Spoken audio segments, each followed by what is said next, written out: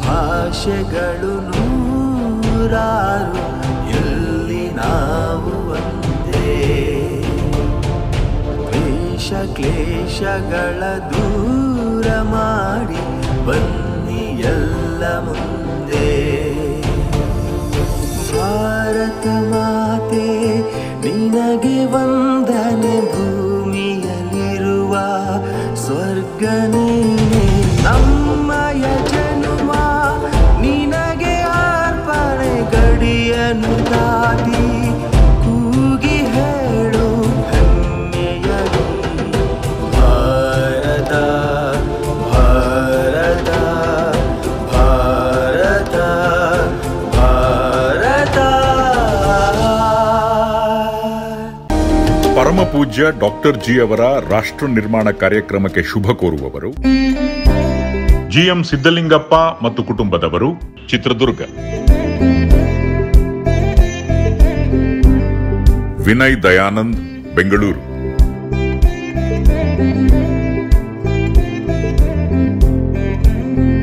Harish Pai, Dubai.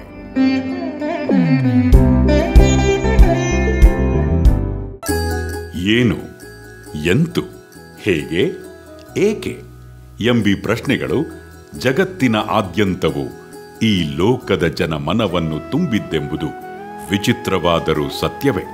ನಮ್ಮ ಪಂಚೇಂದ್ರಿಯಗಳು ಹೊರಗಿನ ಸಂವೇದನೆಯನ್ನೆಲ್ಲ ನಮಗುಣಿಸಿದರೆ ನಮ್ಮ ಜ್ಞಾನೇಂದ್ರಿಯಗಳಾದ 1.5 ಕಿಲೋಗ್ರಾಂ ಮಿದುಳಿನಲ್ಲಿರುವ ಮನಸ್ಸು, ಬುದ್ಧಿ, ಚಿತ್ತಗಳು ನಮ್ಮೊಳಗೆ ವಿವೇಕ, ವೈರಾಗ್ಯ, ಚತುರತೆ, ವಿಶಾಲತೆ, ವಿಶುದ್ಧತೆಗಳ ಜೊತೆಗೆ ಹೊಂದಿ ಬಾಳ್ವಿಕೆಯ ಸದ್ಗುಣಗಳು ಅಕ್ಷಯವಾಗುವಂತೆಯೂ ಕೃಪೆಗೈಯದೇ ಇಲ್ಲ.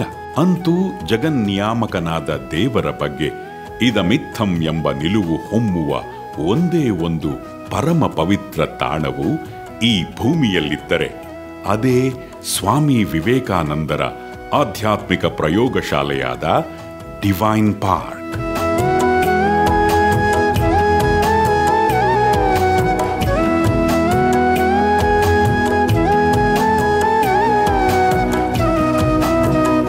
ಇದು ನಿಜಕ್ಕೂ ಭೂವೈಕುಂಠವೇ ಆಗಿದ್ದು, ಒಂದರ್ಥದಲ್ಲಿ ಜಿನನಿರುವ ಬಸದಿ, ಅಲ್ಲಾಹು ಇರುವ ಮಸೀದಿ, ಏಸು ಕ್ರಿಸ್ತನಿರುವ ಇಗರ್ಜಿ, ಬುದ್ಧನೇ ಇರುವ ಪಗೋಡ ಹಾಗೂ ಹಿಂದೂ ಧರ್ಮದ ನಾನಾ ದೇವರುಗಳಿರುವ ಪರಮ ಪವಿತ್ರ ತಾಣವಾಗಿ ಜಗದಗಲ ಡಿವೈನ್ ಸ್ಪಾರ್ಕ್ ಹೊಮ್ಮಿಸುವ ಏಕೈಕ ಡಿವೈನ್ ಪಾರ್ಕ್ ಆಗಿದೆ ಎಂಬುದಂತೂ ವಿಚಿತ್ರವಾದರೂ ನಿಜವೇ ಆಗಿದೆ.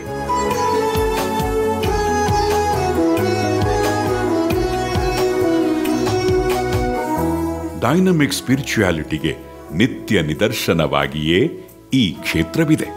ಇಲ್ಲಿಂದ ಪ್ರಕಟಗೊಳ್ಳುವ ಆಧ್ಯಾತ್ಮಿಕ ಚಾತುರ್ಮಾಸಿಕ ವಿವೇಕ ಸಂಪದ, ಆಂಗ್ಲ ಅರ್ಧವಾರ್ಷಿಕ ವಿವೇಕ ವೀಣ, 6 ಭಾಷೆಗಳ ಆಧ್ಯಾತ್ಮಿಕ ತ್ರೈಮಾಸಿಕ ವಿವೇಕ ಕಿರಣ, ತಿಂಗಳಿಗೊಮ್ಮೆ ಬರುವ ಆಧ್ಯಾತ್ಮಿಕ ಇಂಟರ್ನೆಟ್ ಉಚಿತ ಮಾಸಿಕ ವಿವೇಕವಾಣಿ, ನಿಮ್ಮ ದೂರವಾಣಿಯಲ್ಲಿ ಮೊಳಗುವ 1 ನಿಮಿಷದ ವಿವೇಕ ವೀರ ವಾಣಿಗಳೆಲ್ಲವೂ ಅನುಷ್ಠಾನ ವೇದಾಂತದ ವೀರ ಕಹಳೆಗಳೇ ಆಗಿವೆ.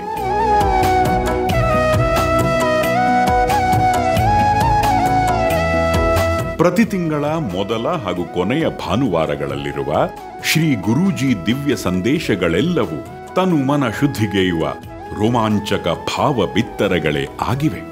ಇಲ್ಲಿಂದ ಪ್ರಕಟಗೊಂಡ ಭಾರತದ 9 ಭಾಷೆಗಳಲ್ಲಿನ ಸುಮಾರು 400ಕ್ಕೂ ಮಿಕ್ಕಿ ಸದ್ಗ್ರಂಥಗಳು ಜೀವನ ಪಾವನವಾಗುವತ್ತ ಸರಳ ಸತ್ಯವನ್ನಷ್ಟೇ ಎತ್ತಿ ತೋರಿಸಿ ಬದುಕನ್ನು ಬಂಗಾರವಾಗಿಸುವತ್ತ ಬೆಳಗಿಸುವ ದಾರಿದೀಪವಾಗಿವೆ. ಇಲ್ಲಿನ 30 ವಿವಿಧ ನಂದಾದೀಪಗಳು ವ್ಯಕ್ತಿತ್ವ ನಿರ್ಮಾಣದತ್ತ ಗುರಿ ಇಟ್ಟರೆ, 25 ಶ್ರೀಸುಧಾ ಯೋಜನೆಗಳು ವ್ಯಕ್ತಿತ್ವ ವಿಕಸನದ ಕನಸನ್ನು ನನಸಾಗಿಸಿದರೆ, ಕೇವಲ 4 ಗಂಟೆಗಳಲ್ಲಿನ ಆತ್ಮೋನ್ನತಿ ಶಿಬಿರಗಳಂತೂ ಲೋಕೋದ್ಧಾರದ ಪವಿತ್ರ ದಿಸೆಯತ್ತ ಜನಸಾಮಾನ್ಯರನ್ನು ಮುದ್ದಿನಿಂದಲೇ ತಿದ್ದಿ ಮುನ್ನಡೆಸುತ್ತಿವೆ.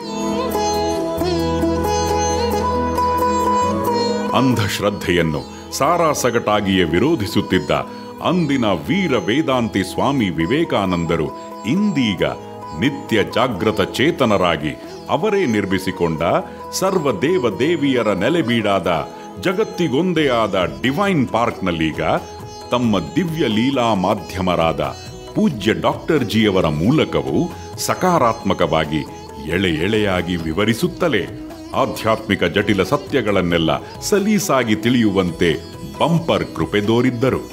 ಸದ್ಭಕ್ತರೆಲ್ಲರ ಅಂಥ ಹಲವಾರು ಪ್ರಶ್ನೆಗಳಿಗೆ ಅವರೀಗ ಸುಲಲಿತವಾಗಿ ಮಧುರ ಉತ್ತರಗಳನ್ನು ನೀಡಿ ಹರಸಲಿದ್ದಾರೆ. ಏಕಾಗ್ರತೆಯಿಂದಲೇ ಮುಂದಾಗಿ ಹೂ ಎನ್ನುವಿರಾ.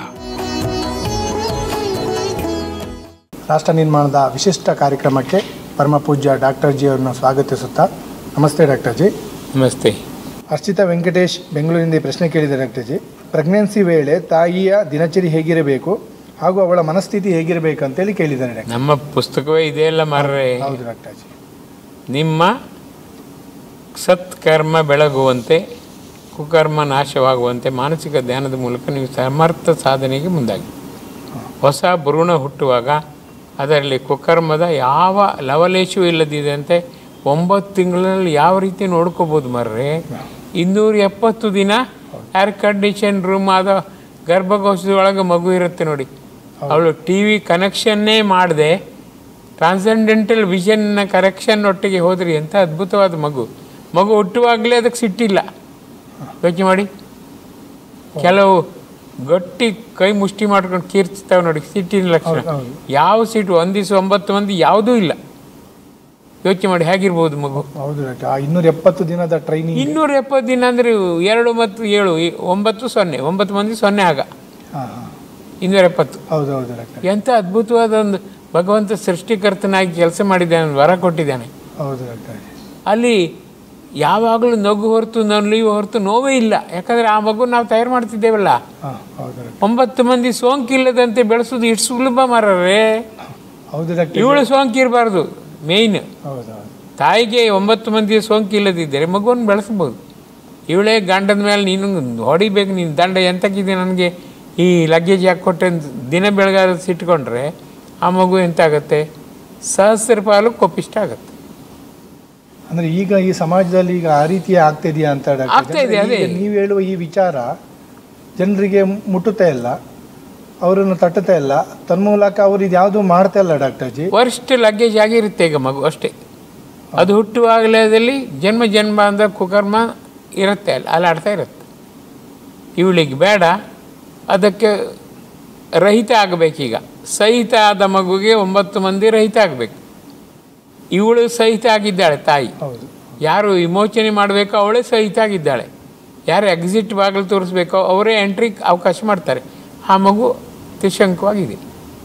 ಅದಕ್ಕೆ ಪ್ರತಿದಿನವೂ ಗೋಳು, ಪ್ರತಿದಿನವೂ ನರಕಯಾತನೆ. ಹುಟ್ಟಿದ್ದದ ನರಕಯಾತನೆ ಆದಷ್ಟು ಬೇಗ ಆತ್ಮಹತ್ಯೆಗೆ ಹೋಗುತ್ತೆ. 5 ವರ್ಷದಿಂದ 10 ವರ್ಷದೊಳಗೆ. ಯೋಚನೆ ಮಾಡಿ, ಯಾಕೆ ಆತ್ಮಹತ್ಯೆ ಟ್ರೆಂಡ್ ಜಾಸ್ತಿ ಅಂದರೆ ಅದೇ. ಸಕಾರಾತ್ಮಕ ಯೋಚಿಸುವ ವ್ಯಕ್ತಿ ಯಾರಿಗೂ ಇಲ್ಲ, ಕುಟುಂಬದಲ್ಲಿ ಯಾರಿಗೂ ಇಲ್ಲ. ಈ ಬಾಳೊಂದು ಹಂಗೆ ಬೇಡ, ಹಾಳು ಗೋಳು. 9 ತಿಂಗಳು ಎಷ್ಟು ಇಂಪಾರ್ಟೆಂಟ್, ಚಂದ ನೋಡ್ಕೋಬಹುದು ಗೊತ್ತಾ. ಹೌದಲ್ಲ ಡಾಕ್ಟರ್? ಅಂದರೆ ಎಷ್ಟು ಇಂಪಾರ್ಟೆಂಟ್ ಇರುತ್ತಲ್ಲ ಡಾಕ್ಟರ್. ಮುಂದಿನ 10 ವರ್ಷದಲ್ಲಿ ಪ್ರತಿ ಮನೆಯಲ್ಲೂ ಅಂಗವಿಕಲ ಮಗು ಅಂತಾರೆ ಗುರುಜಿ ಭಾರತದಲ್ಲಿ. ಯೋಚನೆ ಮಾಡಿ, ನಿಮ್ಮಲ್ಲಿ ಕುಂಟ, ನಮ್ಮಲ್ಲಿ ಕಿವುಡು ಮರ್ರಿ, ಅಯ್ಯೋ ನಿಮ್ಮಲ್ಲಿ ಕುರುಡ ಮರ್ರಿ. ನೋಡಿ ಎಂಥ ಸ್ಥಿತಿ ಇರ್ಬೋದು. 34ನೇ ಇಸ್ವಿಯಲ್ಲಿ ಹತ್ತಿರ ಬಂದಿದೆ. ತಯಾರು ಮಾಡಿದ್ದೇವೆ ನಾವೀಗ. ಭಗವಂತ ಸರ್ವಶಕ್ತ ಮೊದಲೇ ಹೇಳ್ತಾನೆ, ಜಾಗ್ರತೆ ಮಾಡಿ. ನಾವು ಮಾಡ್ತೇವಾ? ಇಲ್ಲ ಡಾಕ್ಟರ್. ಸರ್ವಶಕ್ತ ಅದು ನೀವೇ ಎಲ್ಲ ರಿಪೇರ್ ಮಾಡಿ. ನಾವು ಹೇಳೋದು ನೋಡಿ, ಅವ್ರು ಹುಡ್ತಿದ್ದಂಗೆ ಮಾಡು. ಎಲ್ಲರೂ ಅಂಗವಿಕಲ ಬೇಡ, ಅವರು ಸಂಪೂರ್ಣವಾಗಿ ಸನ್ನದ್ಧರಾಗಿ ಹೊರಗೆ ಬರುವಂಗೆ ಮಾಡಿದ್ವಿ. ಸರ್ವಶಕ್ತ ಅಲ್ವೇ? ನಮ್ಮ ವಾದ ನೋಡಿ ಹೇಗಿದೆ. ಆ ನಿಟ್ಟಿನಲ್ಲಿ ಏನು ಯಾವ ರೀತಿ ಮುಂದಾಗಬೇಕಾಗುತ್ತೆ ಡಾಕ್ಟರ್? ಮನೆಯಲ್ಲಿ ದೇವರು, ಧರ್ಮ, ನಾಮ, ನೇಮ, ಪ್ರೇಮ ಉಸಿರಾಗಬೇಕು. ಪ್ರತಿ ಮನೆಯಲ್ಲೂ ಮಾಡುವುದೆಲ್ಲ ಸತ್ಯ, ಧರ್ಮ, ನ್ಯಾಯದಿಂದ ಇರಬೇಕು.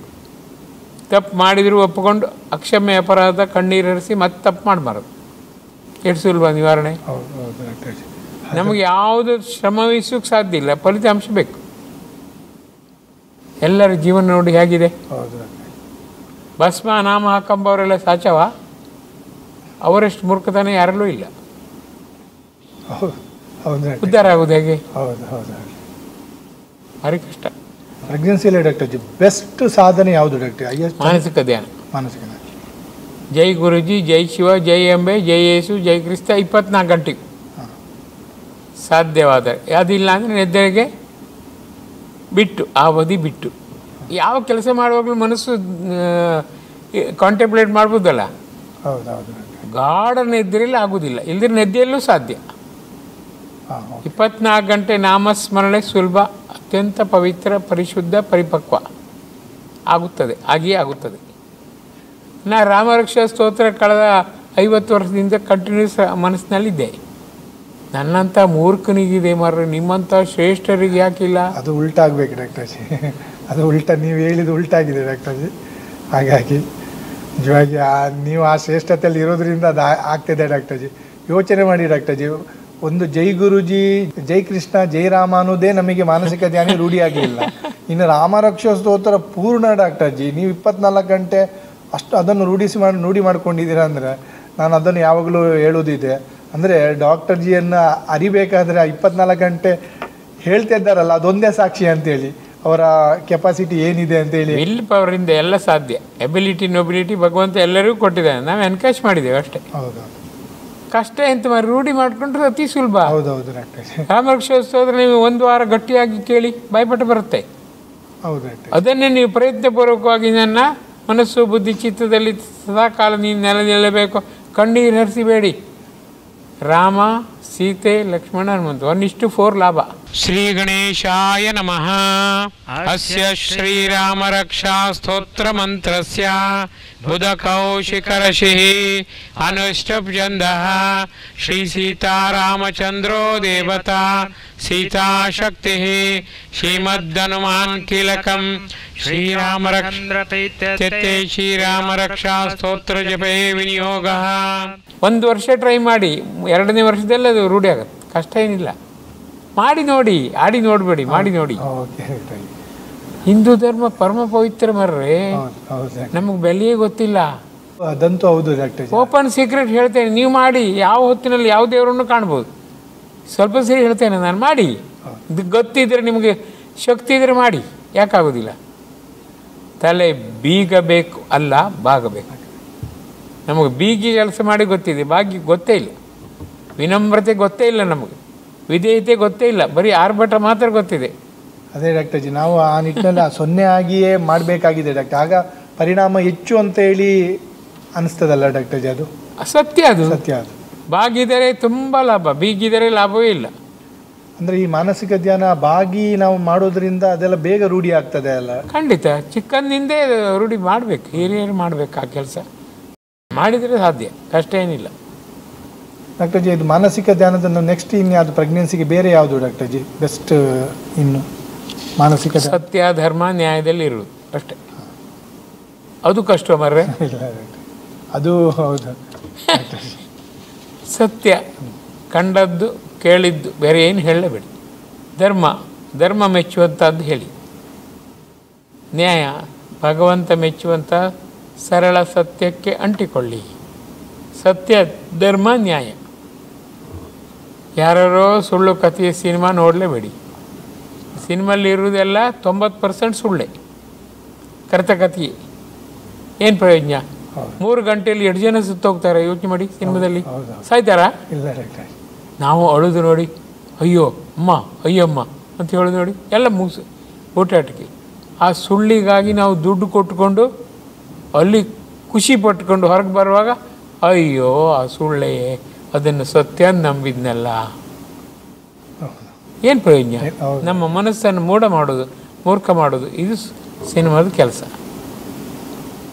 Thanks doctor. ಆ ನಿಟ್ಟಿನಲ್ಲಿ ನಿಮ್ಮ ಒಂದೊಂದು ವಿಚಾರಗಳು, ಒಂದು ಜೀವನವನ್ನು ಹೊರಗೆ ತರೋದು ಆಟವ ಮರ್ಯಾದೆ. ಹೌದು ಡಾಕ್ಟರ್. ಆ ವ್ಯಕ್ತಿ ಎಂಥ ದೊಡ್ಡವನೂ ಆಗ್ಬೋದು, ಎಂಥ ಭ್ರಷ್ಟನೂ ಆಗ್ಬೋದು. ಎಷ್ಟು ಜವಾಬ್ದಾರಿ. 9 ತಿಂಗಳ ಆ ವ್ಯಕ್ತಿಗಾಗಿ ಹೋರಾಡೋದು ತಾಯಿ. ಅವಳಲ್ಲಿ ಸುಸಂಸ್ಕಾರ ಇದ್ದರೆ ಮಾತ್ರ ಉತ್ತಮ ಆತ್ಮ ಬರ್ಬೋದು, ಇಲ್ಲಿ ಸಾಧ್ಯವೇ ಇಲ್ಲ. ಎಂಥ ಭಗವಂತ ಎಂಥ ಪ್ಲ್ಯಾನ್ ನೋಡಿ. ನಿಂಗೆ ಬೇಕಾದ್ರೆ ನೀನು ತಯಾರು ಮಾಡ್ಕೊ, ಹೇಗೆ ಬೇಕಾದ್ರೆ ಬೆಳೆಸು. ಅಲ್ಲಿ ವಾಲಂಟ್ರಿಯಾಗಿ ಡಿಸೈಡಿಂಗ್ ಫ್ಯಾಕ್ಟ್ರ್ ಕೊಟ್ಬಿಟ್ಟವ. ಇದನ್ನೇ ಮಾಡು ಅಂತ ಹೇಳ್ತಾನೆ ಯಾವ ದೇವರಾದರೂ? ಇಲ್ಲ ಡಾಕ್ಟರ್. ಏನು ಬೇಕಾದ್ರೆ ಮಾಡು, ನಾನು ನಿನ್ನೊಳಗಿದ್ದೇನೆ, ಯಾವ ರೀತಿ ಬೇಕಾದ್ರೆ ಮುನ್ನಡೆಸು. ಪ್ರಾಣನಾಥ ಪ್ರಾಣದಾತ, ಎಂಥ ಅದ್ಭುತ. ಹೌದು ಹೌದು doctor.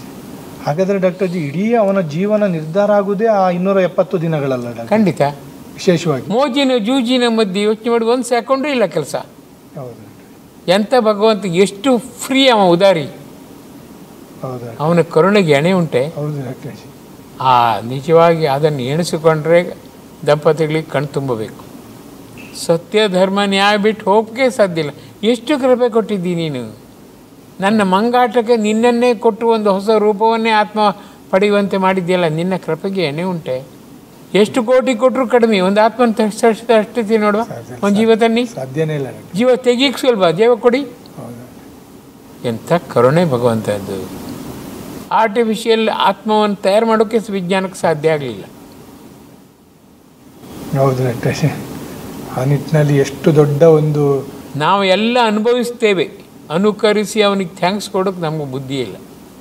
Thinking, thanking, inking, seeing, seeking, ceasing ಗೊತ್ತೇ ಇಲ್ಲ. ಉಣ್ಲಿಕ್ಕೆ ಗೊತ್ತಿದೆ ಅವನು ಹೇಗೆ ತಯಾರು ಮಾಡಿದ್ದವನು, ಎಷ್ಟು ಕಷ್ಟಪಟ್ಟಿದ್ದವನು, ಯೋಚನೆ ಮಾಡೋದಿಲ್ಲ. ಮಾಡ್ತೇವಾ? ಇಲ್ಲ ಡಾಕ್ಟರ್ ಜಿ. ನಮಗೆ ಸಿಕ್ಕಿತ್ತಾನೆ, ನಾವು ಚೆನ್ನಾಗಿ ತಿಂತೇವೆ. ಅವನು ನಿಜವಾದ ಸಾಧಕ ಅಂದರೆ ನಾನು ತಿನ್ನು ಮುಂಚೆ ಯಾರಿಗೆಲ್ಲ ಸಿಕ್ಕಿದೆ, ಯಾರಿಗೆ ಸಿಕ್ಕಲಿಲ್ಲ, ಸಿಗದಿದ್ರೆ ನಂದು ಕೊಡ್ತೇನೆ. ಅದು ನಿಜವಾದ ಧೋರಣೆ. ನನಗೊಲಿದ ಗುರುಜಿ ನಿಮಗೊಲಿಯಲಿ. ಆ ಹಠ ಪಟ್ಟದ್ದಕ್ಕೆ ಸ್ವಲ್ಪ ಆದರೂ ಶ್ರೀ ಗುರುಜಿ ಲೀಕ್ ಮಾಡಿದ್ರು. ಇಲ್ಲಿ ಸಾಧ್ಯವೇ ಸಾಧ್ಯ ಇಲ್ಲ ಡಾಕ್ಟರ್. ಇಲ್ಲಾಂದರೆ ನಾವೆಲ್ಲ ಅಜ್ಞಾನದಲ್ಲಿ ಕತ್ತಲೆಯಲ್ಲಿ ಇದ್ಕೊಂಡೆ. ಯಾರೆಲ್ಲ ಸಿಗ್ತಾರೋ ಯಾರಿಗೆ ಗೊತ್ತು ಮಾರ್ರೆ. ಭಗವಂತನ ರಾಜ್ಯದಲ್ಲಿ ಯಾರೆಲ್ಲ ಇದ್ದಾರೋ ಯಾರಿಗೆ ಗೊತ್ತು. ಇಲ್ಲ ಡಾಕ್ಟರ್ ಜಿ, ಈ ನಿಟ್ಟಿನಲ್ಲೆಲ್ಲ ಕಣ್ತೆರೆಸುವಂಥದ್ದು ನಿಜವಾಗಿ ಓಪನ್ ಆಗಿ ಹೇಳುವಂಥದ್ದು ಡಾಕ್ಟರ್ ಜಿ. ನಾನು ಅನುಭವಿಸಿದ ಆಗಿರ್ಬೋದು ಡಾಕ್ಟರ್ ಜಿ. ಹೊರಗಿನ ಜಗತ್ತಿನಲ್ಲಿ ಕಾಣ್ತಿದೆಯಲ್ಲ ಡಾಕ್ಟರ್ ಜಿ ಯಾವ ರೀತಿ ಇದೆ. ಬರೀ ಸ್ವಾರ್ಥಗಳು, ಇನ್ನೊಬ್ಬರ ಬಗ್ಗೆ ಯೋಚನೆ ಮಾಡೋರಿಲ್ಲ. ಏನು ಮಾಡೋದು ಹೇಳಿ. ಸತೀಶ್ ಪುಣಚದಿಂದ ಈ ಪ್ರಶ್ನೆ ಕೇಳಿದ್ದಾರೆ ಡಾಕ್ಟರ್ ಜಿ. ದೇವಸ್ಥಾನದಲ್ಲಿ ದೇವರ ಮುಂದೆ ನಿಂತಾಗ ಮನಸ್ಸು ಎಲ್ಲೆಲ್ಲೋ ಹೋಗುತ್ತದೆ, ದೇವರಲ್ಲಿ ನೆಲೆ ನಿಲ್ಲಿಸುವುದು ಹೇಗೆ ಅಂತ ಕೇಳಿದ್ದಾರೆ ಡಾಕ್ಟರ್. ಸರ್ವಶಕ್ತನಾದ ಭಗವಂತನಲ್ಲಿ ನೀವು ನಿಂತಾಗ ಮನಸ್ಸು ಎಲ್ಲ ಕಡೆ ವಿಚಲಿತ ಆಗುತ್ತದೆ. ಯಾಕದು? ಭಗವಂತ ನಿಮ್ಮನ್ನು ಸೋಲಿಸಬೇಕಂತ ಅಲ್ಲಿ ರೆಡಿಯಾಗಿರ್ತಾನೆ. ನೀನು ಶ್ರೇಷ್ಠವ ನಾನು ಶ್ರೇಷ್ಠವ ಎಂಬ ಸ್ಪರ್ಧೆಗೆ ಆ ಥರ ಇರ್ತಾನೆ. ನೀವು ಆಗ ದೇವಸ್ಥಾನಕ್ಕೆ ಬರೋ ಮುಂಚೆನೇ ತಯಾರು ಮಾಡ್ಕೋಬೇಕು. ನಿನ್ನ ಕೃಪಾ ಕಿರಣದಿಂದ ನನ್ನ ಮನಸ್ಸು ವಿಚಲಿತ ಮಾಡಬಾರ್ದು. ನೋಡಬೇಕಾದ್ರೆ ನಾನು ದೃಢ ಮನಸ್ಸಿನಿಂದ ನಿನ್ನಲ್ಲೇ ನೆಲೆ ನಿಲ್ಲುವಂತೆ ಪ್ರಯತ್ನಪೂರ್ವಕವಾಗಿ ನಿನ್ನ ಮಗುವಾಗಿ ಹೋರಾಡುವೆ. ದಯಮಾಡಿ ವಿಚಲಿತ ಆಗೋದಂತೆ ಬಂಪರ್ ಕೃಪೆ ಹರಿಸೋ ಅಂತ ಬಿಡಬೇಕು. ನಾವು ಸೋಲ್ಬಾರ್ದು. ಈಗ ಭಗವಂತನ ಮುಂದೆ ನಾವು ಗೆಲ್ಲಬೇಕು.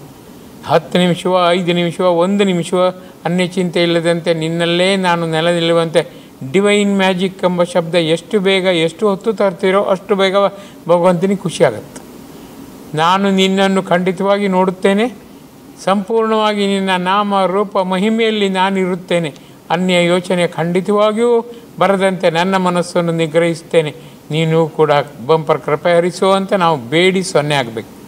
0 ಆದ ಭಗವಂತನಲ್ಲಿ 0 ಆದರೆ ಆತನಿಗೆ ಭಾಳ ಖುಷಿಯಾಗುತ್ತೆ. ಆತ ಖಂಡಿತವಾಗಿ ಬಂಪರ್ ಕೃಪೆಯೊಂದಿಗೆ ವಿಚಲಿತವಾಗುವ ಮನಸ್ಸನ್ನು ಸ್ಥಾಯಿಯಾಗಿ ಇಳಿಸುತ್ತಾನೆ. ಹೀಗೆ ಮಾಡಿ ನೋಡಿ ನೀವು. ನಾನು ಸೋಲುತ್ತೇನೆ, ಖಂಡಿತ ನನ್ನನ್ನು ನೀನು ಸೋಲಿಸುವೆ, ಹಂಗಲ್ಲ, ನಾನು ಗೆಲ್ಲುತ್ತೇನೆ. ನಿನ್ನ ಬಂಪರ್ ಕೃಪೆಯಿಂದ ನಿನ್ನ ನಾಮ ರೂಪ ಮಹಿಮೆಯಲ್ಲಿ ಮಾತ್ರ ನಾನು ಸ್ಥಿರವಾಗಿ ನಿಲ್ಲುವೆ. ಖಂಡಿತ ನಿನ್ನ ಆದರ್ಶ ಮಗುವಾಗಿ ಬಂಪರ್ ಕೃಪೆಯೊಂದಿಗೆ ನಿನ್ನ ಬೇಷ್ ಹೊಗಳಿಕೆಯಿಂದ ನಾನು ನನ್ನ ಕರ್ತವ್ಯವನ್ನು ಖಂಡಿತವಾಗಿಯೂ ನಿಭಾಯಿಸಿ ನಿನ್ನ ಆದರ್ಶ ಕಂದ ದಾಸ ಆಗಿ ಸಂಪೂರ್ಣ ನಿನ್ನ ಬಂಪರ್ ಕೃಪೆ ಹೀರುವೆ. ಕೃಪೆದೋರೋ ಅಂತ ಒಂದು ಹನಿ ಕಣ್ಣೀರು ನೀವು ಹರಿಸಬೇಕು. ಆಗ ಮನಸ್ಸು ಸ್ಥಾಯಿಯಾಗುತ್ತದೆ. ಇದು ಗುಟ್ಟು. ದೇವಸ್ಥಾನಕ್ಕೆ ಹೋಗುವ ಮೊದಲೇ ನಮಗೆ ತಯಾರಿ ಇದ್ಕೊಂಡೇ ನಾವು ಹೋಗಬೇಕಲ್ಲ. ನೀವು ಮನೆಯಲ್ಲಿ ಸ್ನಾನ ಮಾಡುವಾಗಲೇ ಇದನ್ನೇ ತುಂಬ್ಕೋಬೇಕು. ನಾನು ಬರ್ತಾ ಇದ್ದೇನೆ, ಖಂಡಿತವಾಗಿ ಸೋಲಿಸಬಾರದು, ಈ ಸ್ಪರ್ಧೆಯಲ್ಲಿ ನಾನು ಗೆಲ್ಲುವಂತೆ ಮಾಡಬೇಕು. ನಿನ್ನ ಆದರ್ಶ ಮಗುವಾಗಿ ಆದರ್ಶ ಉಗ್ರವಾಗಿ ನಿನ್ನನ್ನು ಮಾತನಾಡಲೆಂದೇ ಬರುವೆ. ಖಂಡಿತ ಈ ಮಗು ಸಂತೋಷದಿಂದ ನಿನ್ನಲ್ಲೇ ನೆಲೆ ನಿಲ್ಲುವಂತೆ ಡಿವೈನ್ ಮ್ಯಾಜಿಕ್ ಎಂಬ ಶಬ್ದ ಎಷ್ಟು ಬಾರಿ ನೀವು ತಂದರೂ ಖುಷಿ. ಭಗವಂತನಿಗೆ ಆತ ಡಿವೈನ್ ಮ್ಯಾಜಿಕ್ ಮಾಡುತ್ತಾನೆ, ತನ್ನನ್ನು ಖಂಡಿತವಾಗಿಯೂ ಆತ 0 ಮಾಡುತ್ತಾನೆ ಅಂತ ಕಾಯ್ತಾ ಇರ್ತಾನೆ. ಈ ಶಬ್ದವನ್ನು ನೀವು ತಂದಾಗ ಬೇಕಂದರೂ ನಿಮ್ಮ ಮನಸ್ಸು ವಿಚಲಿತ ಆಗುವುದಿಲ್ಲ. ದೇವರಲ್ಲೇ ನಾಮರೂಪ ಮಹಿಮೆಯಲ್ಲೇ ಸ್ಥಾಯಿಯಾಗಿ ಸ್ಥಿರವಾಗುತ್ತದೆ. ನೋಡಿಬೇಕಾದ್ರೆ ಒಂದು ಆದರ್ಶ ದೇಗುಲ ಭೇಟಿಯಿಂದ ಆಗುವ ಪ್ರಯೋಜನ ಯಾವ ರೀತಿ ಇರ್ತದೆ ಡಾಕ್ಟರ್? ಪ್ರಯೋಜನ ನೂರಾರು ಲಾಭ ಇದೆ. ನಿಮ್ಮ ಅಂತಃಶುದ್ಧಿ ಬಹಳ ಬೇಗ ಆಗುತ್ತೆ. ನಾನು ಹೇಳಿದ್ನಲ್ಲ, ಬೇರೆ ಯೋಚನೆ ಬರೋದಿಲ್ಲ. ದೇವಸ್ಥಾನದಲ್ಲಿ ನೀವು ಗರ್ನಾಲ್ ಹೊಡಿರಿ, ಬ್ಯಾಂಡ್ ಹೊಡಿರಿ, ನಿಮ್ಮ ಗಮನಕ್ಕದು ಬರೋದೇ ಇಲ್ಲ. ಯಾಕೆ ನೀವು ದೇವರಲ್ಲಿ ತಲ್ಲೀನ. ದೇವರು ನಿಮ್ಮನ್ನು ಕಂಪ್ಲೀಟ್ ಅಬ್ಸಾರ್ಬ್ ಮಾಡಿಬಿಡ್ತಾನೆ. ಅಲ್ಲಿ ಬೇರೆ ಯಾವ ಯೋಚನೆ ಬರೋದು, ನಿಮ್ಮಲ್ಲಿ ಆ ಪ್ರವೃತ್ತಿ ದೃಢವಾಗಿದ್ದರೆ, ಭಕ್ತಿ ದೃಢವಾಗಿದ್ದರೆ ಅನ್ಯ ಯೋಚನೆ ಬರುವುದೇ ಇಲ್ಲ. ಆಮೇಲೆ ನಿಮ್ಮ ಅಂತಃಶುದ್ಧಿ ಆಗುತ್ತದೆ. ಭಗವಂತನ ನಾಮರೂಪ ಮಹಿಮೆಯಲ್ಲಿ ಮನಸ್ಸು ಸ್ಥಾಯಿ ಆಗುತ್ತದೆ. ಈ ಭಗವಂತ ಒಳಗಿದ್ದಾನೆ, ಆ ಲೋಕದಲ್ಲೇ ನಿಮ್ಮ ಮನಸ್ಸು ವಿಹರಿಸುತ್ತದೆ. ಒಳಗಿದ್ದು ದೇಹದ ಕಣಕಣವನ್ನು ಕ್ಷಣ ಕ್ಷಣವನ್ನು ನೋಡುತ್ತಿದ್ದಾನೆ. ಅದೇ ನನ್ನ ಕರುಳು ಎಷ್ಟು ಭಾಗ್ಯವಂತ, ಲಿವರ್ ಎಷ್ಟು ಭಾಗ್ಯವಂತ, ಸ್ಪ್ಲೀನ್ ಎಷ್ಟು ಭಾಗ್ಯವಂತ, ಶ್ವಾಸಕೋಶ ಎಷ್ಟು ಭಾಗ್ಯವಂತ, ಹೃದಯ ಎಷ್ಟು ಭಾಗ್ಯವಂತ. ನಾನು ಭಗವಂತನನ್ನು ಕಾಣದಿದ್ದರು ಭಗವಂತ ಇವನ್ನೆಲ್ಲ ಕಾಣುತ್ತಾನಲ್ಲ, ನಾನು ಎಷ್ಟು ಸೌಭಾಗ್ಯವಂತ. ಅದನ್ನು ಎಣಿಸಿಕೊಂಡಾಗ ಕಣ್ಣು ತುಂಬುತ್ತದೆ. ಮತ್ತು ಅಲ್ಲಿ ಯೋಚನಾ ಲಹರಿ ನಿಲ್ಲುತ್ತದೆ. ಕೇವಲ ಕಂಬನಿಯ ಓತಪ್ರೋತ ಪ್ರವಾಹವಿರುತ್ತದೆ. ಅದೆಲ್ಲ ನೀವು ಅನುಭವಿಸ್ಲಿಲ್ವಾ? ಹೌದು.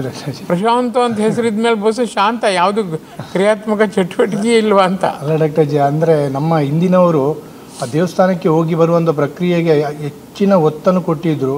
ಅದೇ ಒಂದು ವಿಶೇಷವಾದ. ಆದರೆ ಮೆಕ್ಯಾನಿಕಲ್ ಹಿಂದಿನಿಂದ ನೋಡಿ, ಹೋದೆ ಬಂದೆ, 3 ಪ್ರದಕ್ಷಿಣೆ 6 ಪ್ರದಕ್ಷಿಣೆ ಹಾಕಿದೆ, ಮತ್ತೇನಿಲ್ಲ. ದೇವರು ಜೀವಂತ ಅಂತಂದು ತೋರಿಸೋದಿಲ್ಲ. ಯಾವ ವೈದಿಕರು ಯಾವ ಅರ್ಚಕರು ತೋರಿಸೋದಿಲ್ಲ. ಅದು ಮಾತ್ರ ದುರಂತ. ಡಿವೈನ್ ಪಾಕ್ನಲ್ಲಿ ಹಾಗಲ್ಲ. ದೇವರು ಜೀವಂತ ಸಕ್ರಿಯನಾಗಿ ವಾಣಿ ದರ್ಶನದ ಮೂಲಕ ಭಕ್ತನನ್ನು ಮೇಲೇರಿಸುತ್ತಾನೆ.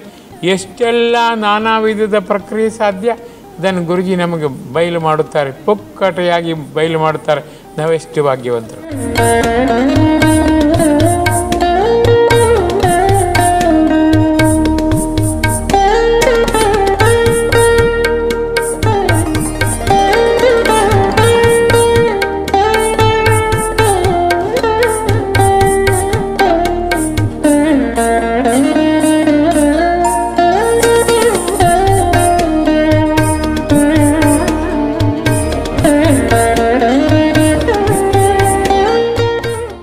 ನಿಜವಾಗಿ ಡಾಕ್ಟರ್ ಜಿ, ಡಿವೈನ್ ಪಾರ್ಕ್ಗೆ ಬಂದ ಮೇಲೆ ಈಗ ಗೊತ್ತಾಗಿರುವಂಥದ್ದು ಎಷ್ಟೋ ಜನರಿಗೆ, ನೀವು ಹೇಳುವ ನಂತರವೇ ಈಗ ಅದು ಅರಿವಿಗೆ ಬರುವುದು. ಅಂದರೆ ಖಂಡಿತ ದೇವರು ಜೀವಂತ ಅಂತ ಗೊತ್ತೇ ಇಲ್ಲ. ಮೆಕ್ಯಾನಿಕಲ್ ಒಂದು ಆತ ಬರೀ ಮೂರ್ತಿ ರೂಪ ಅಂತ. ಈಗ ಚಿನ್ಮಯಿ ಒಳಗೆ ಜೀವ ಇದೆ. ಹೌದು ಡಾಕ್ಟರ್ ಜಿ. ದೇವಸ್ಥಾನಕ್ಕೆ ಹೋದಾಗ ದೇವರು ಜೀವಂತ ಅನ್ನೋದು ನಮಗೆ ಸ್ಪಷ್ಟ ಆದಾಗ ಮಾತ್ರ ಇನ್ನೊಬ್ಬರಿಗೆ ಹೇಳ್ಬೋದು, ಸಂತೋಷ ಪಡಿಬಹುದು, ನಲಿಯಬಹುದು. ಅದಿಷ್ಟರ ಮೆಕ್ಯಾನಿಕಲ್ ಆಗಿತ್ತು ಅಷ್ಟೇ. ದುರಂತದ್ದು ಹಿಂದೂ ಧರ್ಮದ ದುರಂತ. ನಾನು ಹೇಳಿದರೆ ಯಾವ ಹಿಂದೂ ಧರ್ಮದ ಯಾವ ಭಕ್ತನಿಗೂ ಗೊತ್ತಿಲ್ಲ. ಅದು ಗೊತ್ತು ಮಾಡುವ ಸ್ಥಿತಿಯಲ್ಲಿ ಯಾವ ಹಿರಿಯರೂ ಇಲ್ಲ. ಅವರು ಹೇಳಿದರು ಮೆಕ್ಯಾನಿಕಲ್ ಹೇಳ್ತಾರೆ, ಇವ್ರು ಕೇಳೋದು ಇಲ್ಲ. ನಮ್ಮಲ್ಲಿ ಸ್ವಲ್ಪ ಸುಸಂಸ್ಕಾರವಂತರು ಬರೋದರಿಂದ, ಗುರುಜಿಯ ತ್ಯಾಗ ಮನೋಭಾವಕ್ಕೆ ನಾವು ಕರಗಿರೋದ್ರಿಂದ ಅಲ್ಲೂ ಮನಸ್ಸು ಮಾಡಿದ್ದಾರೆ, ಇಲ್ಲೂ ಮನಸ್ಸು ಮಾಡಿದ್ದಾರೆ. ನಾವು ಭಾಗ್ಯವಂತರಾಗಿದ್ದೇವೆ. ಸತ್ಯ ಡಾಕ್ಟರ್ ಜಿ. ಈಗ ನಾವು ಬೇರೆ ಕಡೆ ಹೋಗಿ ಈಗ ಅರ್ಚಕರು, ದೇವರ ಮುಂದೆ ಇರುವ ಅರ್ಚಕರಾಗಲಿ ಅಥವಾ ಅದನ್ನು ತಿಳ್ಕೊಂಡಿರೋ ಮಠಾಧಿಪತಿಗಳಾಗಲಿ ಅಥವಾ ಸನ್ಯಾಸಿಗಳಾಗಲಿ ಡಾಕ್ಟರ್ ಜಿ, ಒಂದು ದೇವರು ಜೀವಂತದ ಒಂದು ವಿಶೇಷವಾದ ಒಂದು ಪ್ರಕ್ರಿಯೆ ಅಂತ ಹೇಳಿ ಅದನ್ನು ಹೇಳುವುದೇ ಇಲ್ಲ. ಅರ್ಚಕರೇ ಮೊಬೈಲ್ನಲ್ಲಿ ದೇವರ ಮುಂದೆ ಮಾತಾಡ್ತಾರೆ. ಇನ್ನೆಷ್ಟು ಹೊಲಸು ಯೋಚನೆ ಮಾಡಿ. ಯಾವ ಸ್ವಾಮಿಗಳಂತ ನಾವು ಶಿರವಾಗಿ ನಮಿಸುತ್ತೇವೆ, ಅವರೇ ಕೂಡ ದೇವರ ಮುಂದೆ ಮೊಬೈಲ್ನಲ್ಲಿ ಮಾತಾಡ್ತಾ ನಗಾಡ್ತಾ ಇರ್ತಾರೆ. ಹೌದು, ಯೋಚನೆ ಮಾಡಿ. ಎಲ್ಲಿ ಗೌರವ ಪರ್ವತ ತೋರಿಸಬೇಕೋ ತೃಣ ಮಾತ್ರ ಗೌರವ ತೋರಿಸೋದಿಲ್ಲ. ಆ ಥರ ನಡೀತದೆ. ಸಿನ್ ಆಫ್ ಕಮಿಷನ್ ಅವರಿಗೆಲ್ಲ ಕಟ್ಟಿಟ್ಟದ್ದೇ. ಸತ್ಯ ಡಾಕ್ಟರ್ ಜಿ. ಆದರೆ ಈ ನಿಟ್ಟಿನಲ್ಲಿ ನೀವು ನಿಜವಾಗಿ ಆ ಜೀವಂತಿಕೆಯನ್ನು ಕಣ್ತರಿಸ್ತಿರೋದೇ ಡಾಕ್ಟರ್. ಗುರುಜಿಯ ಕೃಪೆಯಿಂದಾಗಿ ಅದು ಬಂತು, ಇಲ್ಲದ್ರೆ ಸಾಧ್ಯವೇ ಇಲ್ಲ. ಹೌದು ಡಾಕ್ಟರ್. ಅವರ ಪ್ರೇಮ ಭಕ್ತಿ, ಅವರ ಮಮತೆಯ ಒಂದು ಒಡನಾಟದೊಂದಿಗೆ ಸುಮಾರು 60 ವರ್ಷಗಳ ಕಾಲ ಮಮತೆಯ ಒಡನಾಟ. ಅವ್ರ ಮಗು ಅಂತ ಹೇಳೋದು ಕೇಳಿದರೆ ಕಣ್ತುಂಬದು.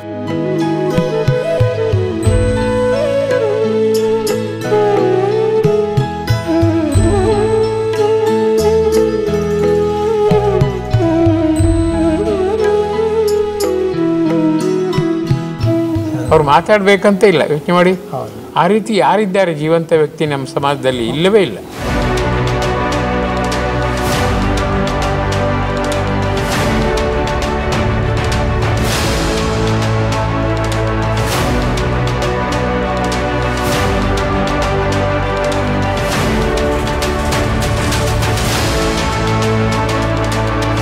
ಆದರೆ ಡಾಕ್ಟರ್ ಜಿ, ನಿಜವಾದ ಒಂದು ಸತ್ಯ ಜನರಿಗೆ ಆ ಮನದಟ್ಟ ಮಾಡಿಸ್ತಿರುವಂಥದ್ದು ನೀವು ಡಾಕ್ಟರ್ ಜಿ ಅಥವಾ ಶ್ರೀ ಗುರುಜಿ. ಎಷ್ಟು ಪರಮಾದ್ಭುತ ಅಂತ ಹೇಳಿದರೆ ಡಾಕ್ಟರ್ ಜಿ, ನಾವು ಎಲ್ಲಿ ದೊಡ್ಡ ವಿಚಾರದಲ್ಲಿ ಸೋತಿದ್ದೇವೋ ಅಲ್ಲಿ ನೀವು ಅದನ್ನು ಕೊಡ್ತಿರುವಂಥದ್ದು ಖಂಡಿತ.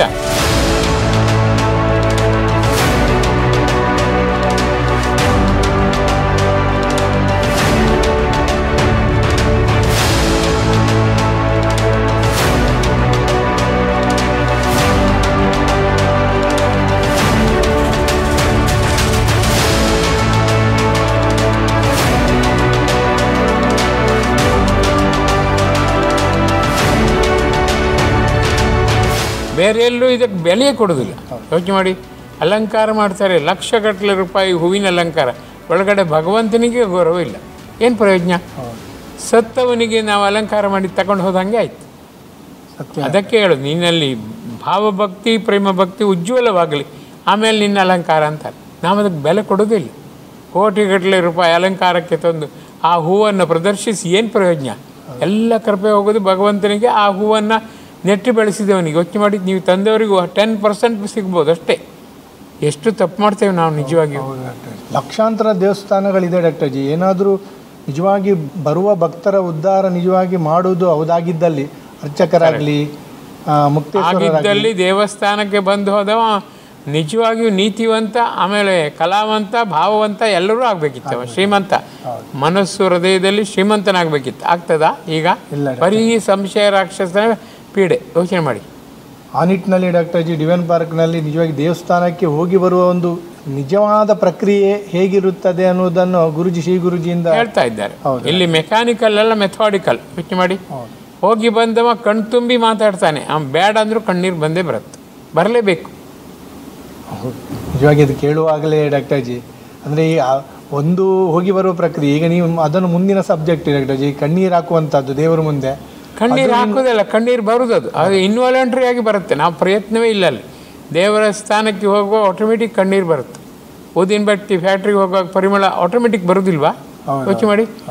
ಪರಿಮಳವೇ ನೀ ಬಾ ಅಂತೇವ ನಾವು, ಆಟೋಮೆಟಿಕ್ ಬರುತ್ತೆ. ಇಲ್ಲೂ ಹಂಗೆ ಆಟೋಮೆಟಿಕ್ ದಿವ್ಯತೆ ತುಂಬುತ್ತದೆ.